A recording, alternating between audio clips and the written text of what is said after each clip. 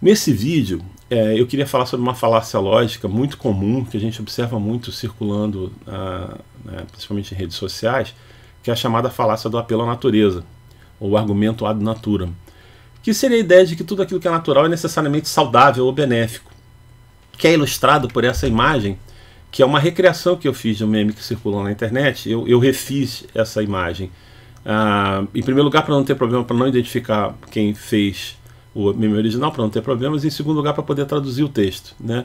Mas ele é bastante fiel à imagem original, que é basicamente esse texto em inglês, no caso, né, do original, que diz isso: não podemos criar comida melhor do que a natureza. Alguém efetivamente escreveu isso, né? Ilustrado por essa foto desse belíssimo cogumelo. E aqui a gente já tem demonstrado o primeiro problema, por que isso é uma falácia lógica. Quer dizer, a ideia de que se segue logicamente de algo ser natural, ser benéfico, é desmentida por essa própria imagem, porque esse belo cogumelo, a Amanita muscaria, na verdade é um cogumelo tóxico. E a gente podia encerrar por aqui, né? Quer dizer, está desfeito. A gente pode imaginar várias coisas que ocorrem naturalmente e que não tem absolutamente nada de benéfico para a saúde das pessoas.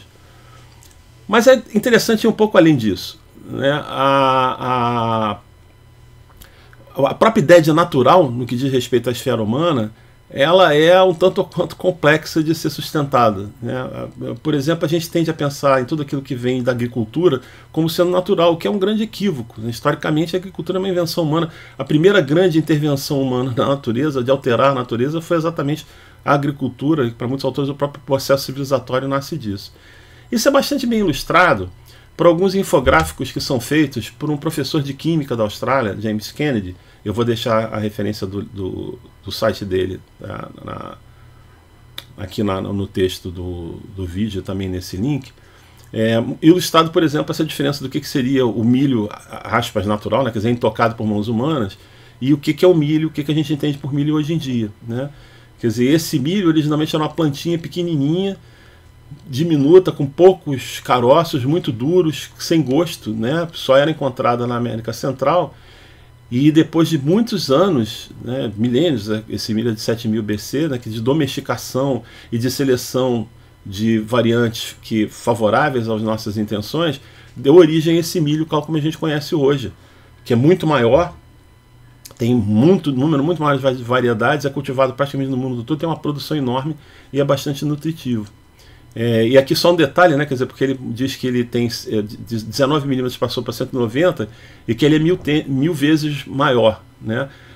Entender que isso pode parecer um erro, né, mas é que, na verdade, a gente está falando aqui de volume. Então, um aumento linear da ordem de 10 significa um aumento de volume da ordem de 10 ao cubo, portanto, 1000 vezes. Mas esse professor vai além disso, né? Além de mostrar que essa lógica do que é natural é complicada, ele também discute o que ele chama de quimofobia, que seria esse pânico, né? Essa ideia: eu não quero nada com química na minha alimentação. O que também é outra insanidade, né? Porque na verdade a química é tudo é feito de produtos químicos. E aqui ele mostra, ele tem uma série de infográficos desse tipo, onde ele mostra o que seria o rótulo identificador de alimentos naturais, né? Quer dizer, uma série de nomes bastante assustadores para quem não conhece. Isso não quer dizer que não haja bons motivos, que não haja evidência de que uma série de produtos alimentares industrializados são nocivos, particularmente aqueles que são ultraprocessados, que são cheios de sódio, cheios de açúcar, cheios de gordura insaturada, que claramente demonstram um risco para a saúde. O que isso quer dizer é que a gente não pode assumir que porque alguma coisa é natural ou não é natural, ela é necessariamente benéfica ou maléfica para a saúde. A gente tem que olhar para o que os estudos dizem.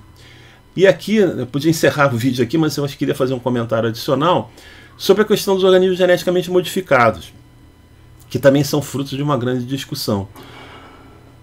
Eu procurei, e eu vou deixar as referências também na descrição desse vídeo, encontrei alguns estudos de revisões sistemáticas, feitos vários estudos sobre a utilização desses organismos como produto alimentar, que mostravam a segurança do seu uso. Apenas um artigo que eu localizei falava de um possível risco para a saúde, mas é um artigo tão ruim metodologicamente que ele foi retirado, né, retracted pela revista, e num movimento que eu acho que é inédito, pelo menos nunca vi em termos de publicação científica, ele foi republicado por uma outra revista, no caso uma revista que é programaticamente contra organismos geneticamente modificados, né? Porque também é complicado do ponto de vista científico.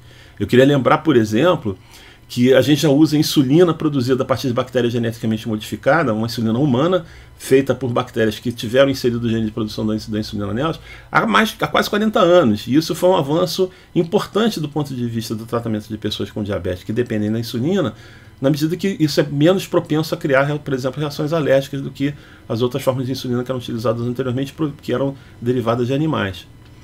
E mais uma vez, isso não quer dizer que também não tenham boas razões para a gente criticar esses alimentos baseados em organismos geneticamente modificados.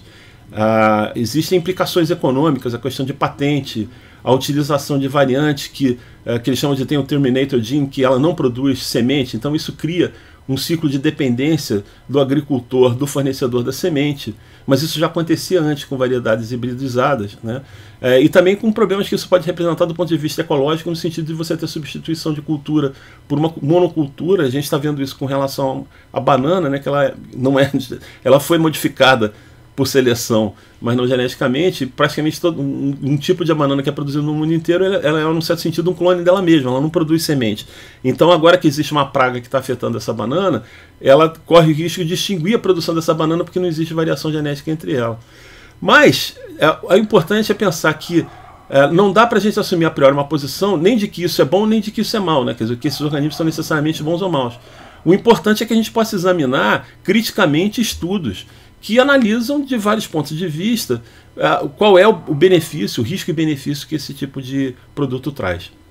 Bom, o que eu queria dizer nesse vídeo termina aqui, né? Eu queria agradecer a você que assistiu até agora, pedir mais uma vez que, se você gostou, clicar lá no like, no gostei, que, se tiver interesse, assine o canal e que ajude a divulgar esse trabalho, né?